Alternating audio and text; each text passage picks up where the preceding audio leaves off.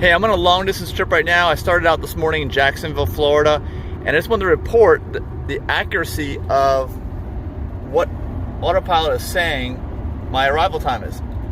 It's actually the same time. It's fluctuated by a few minutes depending upon what I was doing, but it has really gained accuracy. That's all I got to say. If I actually arrive around 4:11, I'm going to follow this video up in a very short period of time. You're going to just see me jump right to the end.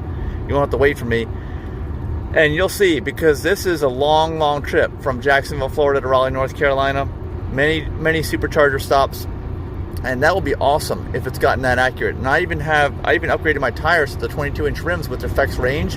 But I'm hoping it's learning. You know, because it was off a little bit when I first got those tires. And they do affect range by about, I think, 12%, something like that. That's what I figured out. And I've got a video here on my channel about it. So it may have already taken that into consideration and become really, really accurate. I just want to report on this, and let's just see. Let's flip over to that scene now and find out what time I arrive in Raleigh. Okay, well, as you can see, we're almost there, and this is 4:26. So it's pretty darn accurate over that long range that we've been going today. And you got to remember, we haven't had any traffic. Now, if you run into any traffic at all that's new, that wasn't up there originally when you started your trip, of course it's going to change the ETA. So a lot of times that does happen, but I can tell you that the system's pretty accurate here. So we're within 10 minutes of this entire length, which is pretty amazing.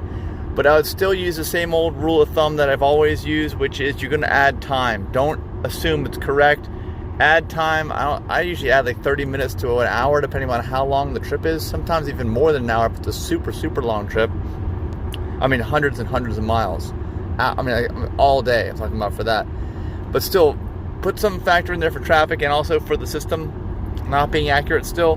But I can tell you it's gotten a lot better. So I'm happy about that. Look forward to reading your comments on any trips you've taken in your Tesla and your experiences. Thanks so much for watching.